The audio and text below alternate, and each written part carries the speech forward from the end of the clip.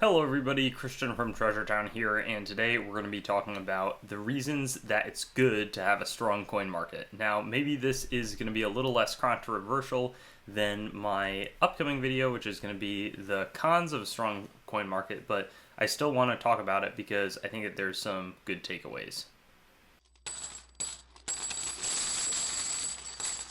So I think like the first and super obvious point is going to be that there's money to be made. I'll get into that a little bit later, but I think really the best thing about a good coin market is sort of the buzz and attention that it creates, because there's a couple of different factors to this. But the first thing is that people are pretty interested in a hot market. When things go up, some people would call it a bubble, but often a lot more people will get in. And I think that that is sort of not the stereotypical bubble, in the sense that, when people are doing a hobby where they can have some potential for appreciation of their involvement in it, that's always exciting, because a lot of hobbies, that's really, really not the case. So, when I see people getting in, I personally am super excited, because that means people are pumped about history. They're going to learn a lot. They're going to appreciate some, what I would consider art, and they're going to get an appreciation for the U.S. monetary history. Because if you think about it, so much of how everything works these days revolves around money in the world, whether that's a good thing or not. But because of the importance of the money in the past system, whether it's the United States or whether it's the world,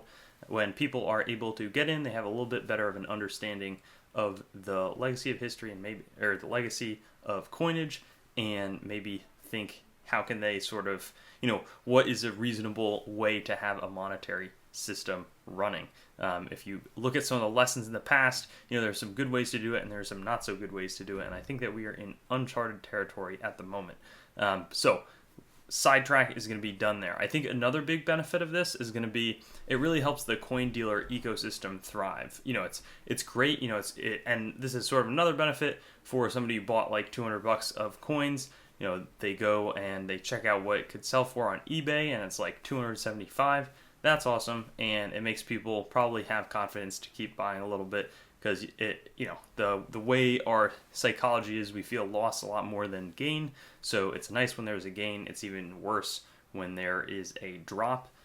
So it's good when that happens, but it's also, coin dealers are really what keeps the market, in my opinion, so strong. If there were no coin dealers and it was just end collectors, I think that the landscape would look way, way different in terms of, maybe that's one of the reasons that there is the strength in the U.S. coin market. This is just speculation, but, why are U.S. coins valued so much higher than most of their counterparts around the world in terms of the same relative rarity? I would think because it's such a commodity, or often is a commodity, where there's these grades that are given out, people can trade them, and other people have been able to do well with them, so the dealers exist to trade US instead of, for example, French coinage. There's a lot less French coin dealers, so maybe the French coin market is a little more representative of what it looks like for the collectors to be the ones holding all the coins, as opposed to these pretty large, or just a big collection of small to medium coin dealers. So when the coin dealer market does well, and people are able to make a living and support their families or themselves or the causes that they want to support, because they're able to make money doing coins, more dealers get in, and maybe that brings down some of the profits. But the coins sitting in people's inventory, if all of those were released and nobody was allowed to hold inventory, I think that it would be a huge collapsing moment for the coin market. And that's just my opinion. I don't know if that's really true, but I think it ought to be, because there's a lot of collectors, but there's not infinite collectors to absorb a lot of the coins that are out there. I think certainly the super high-end stuff is not really a dealer thing, though sometimes it is. That's sort of probably a topic for another video, but I think a lot of sort of the mid-tier is pretty tied up in the hands of dealers, people who are trading it back and forth. When you go to shows is really where a lot of dealers, and I've realized this pretty recently, shows is where a lot of dealers make their money, or people can go buy a ton of coins. They know where to flip them. They know the next dealer to who they can send it to. It's not really people going to shows often and then selling it to retail. It's often going to shows, finding the right coins that they know that they can ship off to their dealer friend and make money. So that's why, a hot coin market allows this whole ecosystem of dealers that really sort of supports the coin system to continue. I think that this, a lot of, I'm going to keep saying this, different, topics that could be explored more, but coins have always been sort of a tricky situation because a lot of the coin prices today are way lower than they were like 40 years ago, especially when, or maybe it's 30, when third-party grading really gets onto the scene. That, I think 40 and 30, that had some huge spikes in terms of like mint state 65 walking liberties trading for hundreds and hundreds of dollars. Same thing with Morgan dollars. And now, we're seeing a little more strength again, but a lot of people, if they had held 40 years, imagine if you had put $600 into the stock market or into a whole variety of investments, there's a little sour taste left in a lot of people's mouth with coins. And that's not to say that we couldn't see another dip in the future. I personally don't view coins as an investment. I sort of like to do it as something that's really cool on the history side, and I hope when I go to sell, if I can do it intelligently and I take the time to do it, that I can have a reasonable outcome monetarily where I won't lose too much of what I put into it. But I think for a lot of people, they really want something that's strong, and they can tie up, and I think that this is actually a problem because one of the things that I talk about in the cons section in the following videos, like the entrance of marketers, because there's a lot of people who get wrapped up and they get convinced that coins is like the best investment out there. I don't, again, this is all entertainment, but I don't know if that's how I'd be approaching it, but it certainly does help when people feel like coins are more of a legit investment, especially at sort of the upper end of coins. I think that that's a scenario where it's not inconceivable that people start realizing that coins are pretty similar to art, maybe even cooler, and the numbers that some of the rarest art goes for is just staggering compared to some of the pretty incredible coins that exist that are out there that are trading at, in my opinion, fractions of what a comparable painting might go for. Having that liquidity in markets is super helpful. The idea that you can sell something relatively quickly and not have to take a huge hit because you want to move something quickly. A rising coin market is often going to bring with it the tougher sections. So maybe that's like some variety coinage, or maybe that's, I'm trying to think of some good examples, like more obscure, possibly trap coins, but more obscure, like a proof 2-cent piece or something like that.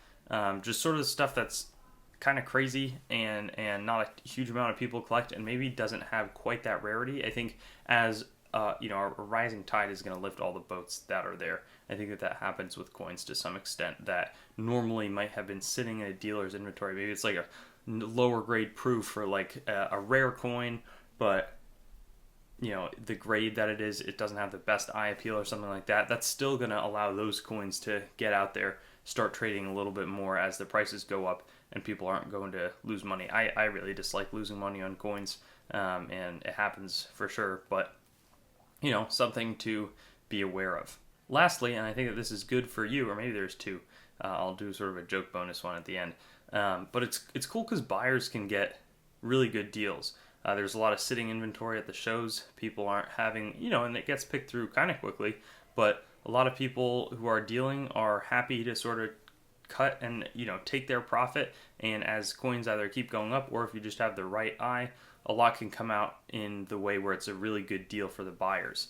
And people who maybe normally, it's a tougher market for them to be buying in, and they haven't done a ton of it in the past. They can learn a lot of lessons, do a lot of transactions, and just get more established in the coins game. So I think that's a really helpful point. Whereas if things are dropping, sure, there's going to be some people fire selling, but there's probably, the listed prices. People are the dealers who are selling the coins are going to have a tougher time letting go of stuff where they know that they're losing money. Whereas if, certainly for me, if I've got a $500 coin and now it's worth like $650 and I paid, $475 for it, say comes along, somebody offers me $575, I know maybe if I did the work, I could get it to $650, but no, I made $100, so I'm probably going to be more likely to sell it. So that sort of is all the serious stuff. It also, ideally, the big pro is that more people are going to be watching YouTube videos, and ideally the YouTube videos also reach people who are either just getting into coins and they get more into them, or they hit somebody totally new and maybe they heard about coins in media and they were like, hey, this is a cool thing to get into. Certainly has been helped in some instance, in my opinion, by like cryptocurrency and some of the other sort of collectibles boom. Coins is a little more sustainable, in my opinion, a little bit more of like a tried and true. That's really like the thing people have been collecting for a long time. So I think that coin certainly stands to gain a lot from a good coin market. But the hot coin market is not without its downside. So be on the lookout. I think it'll release in like 2 or 3 weeks, and I'll see you on that video. Thanks for watching the video. I'd encourage you to like, comment, and subscribe to the channel to stay updated. I've also got Facebook, Instagram, and Twitter, so you can follow me there. TreasureTownYT.com is the main channel website. Definitely give that a visit. I've got a lot of information about me up there and the channel. CoinGrabBag.com as well currently redirects there, but it's some good opportunities for very fair grab bags, both made by me and other sellers. A lot of different options, so that's a good way to support. There's also TreasureTownCoins.com. In the future, my coin dealing operation will be done out of that website. CoinMeltPrice.com for updates on the melt prices of your coins, both US and world. A lot of resources in that website. And then CoinsMetalsCards.com being developed right now as a marketplace and news source for coins, metals, cards, and collectibles in general. So I'll see you on my future videos. Looking forward to seeing you there, and hope you have a good day.